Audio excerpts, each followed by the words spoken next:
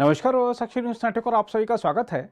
NCP अध्यक्ष शरद पवार ने प्रफुल्ल पटेल और सांसद सुप्रिया सुले को पार्टी का कार्यकारी अध्यक्ष बनाकर साफ संकेत दे दिया है कि पार्टी पर वर्चस्व की लड़ाई में उनके भतीजे अजीत पवार पिछड़ गए हैं।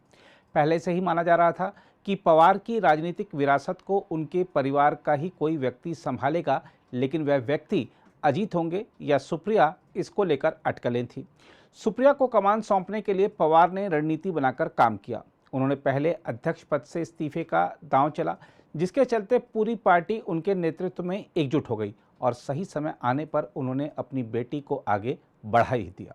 आपको बता दें कि राष्ट्रवादी कांग्रेस पार्टी के प्रमुख शरद पवार ने पार्टी की 25वीं वर्षगांठ पर यह घोषणा की है। पवार और पीए संगमा ने 1999 में पार्टी की स्थापना की थी। उस समय दोनों नेताओं ने यह कदम विदेशी मूल की सोनिया गांधी को देश का प्रधानमंत्री बनने से रोकने के लिए उठाया था। आज जो घोषणाएं की गई हैं वह अजीत पवार की मौजूदगी में की गई हैं। प्रफुल्ल पटेल आज उनके सामने हम राष्ट्रवादी कांग्रेस पार्टी के वर्किंग प्रेसिडेंट की जिम्मेदारी उनके कंधे पर दे रहे हैं और साथ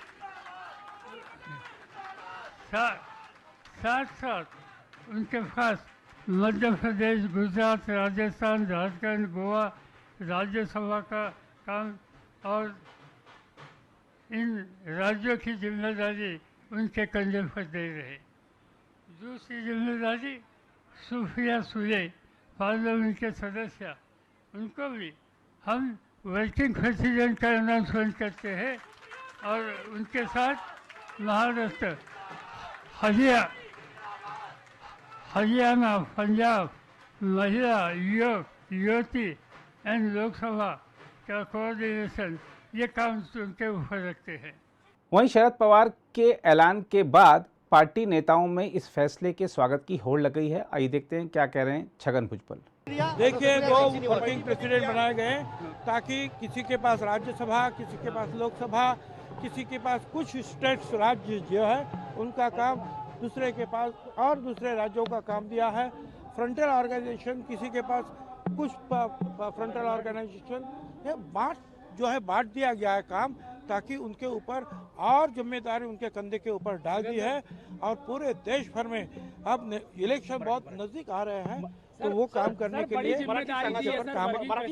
जिम्मेदारी। वहीं अजीत पवार को साइडलाइन किए जाने पर बीजेपी ने किया है कटाक्ष। आइए देखते हैं क्या कह रहे हैं बीजेपी विधायक राम कदम। श्रीमान शरद पवार जी, उनके दल का कौन कार्यकारी अध्यक्ष बनेगा, ये सारा उनके दल का निजी फैसला है।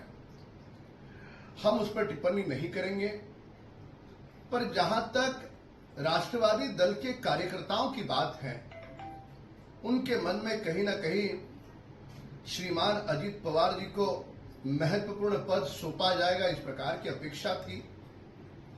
पर पुनः एक बार यह बात सामने आई कि जब चुनने की बारी आई तो पिता ने अपने पुत्री को चुना और अजीत दादा के साथ पुनः एक बार अन्याय कर दिया।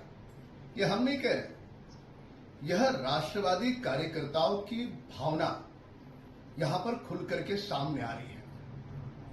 कांग्रेस हो, राष्ट्रवादी हो या श्रीमान उद्धव ठाकरे जी का दल हो, यह परिवारवादी दल है। यहां राज कौन करेगा, गद्दी पर कौन बैठेगा, ये बाप के बाद बेटा, बेटे के बाद पोता तय करता है। इन तीनों दलों में कार्यकर्ता का केवल उपयोग दरी बिछाने के लिए होता है। यह पुनः एक बार सिद्ध हो गया। अगर आप भी लेना चाहते हैं देश दुनिया की तमाम जानकारी, तो आज ही सब्सक्राइब करें हमारे चैनल को। साथ ही नीचे दिए बेल आइकन को जरूर दबाएं ताकि हर अपडेट आप तक पहुंच सके।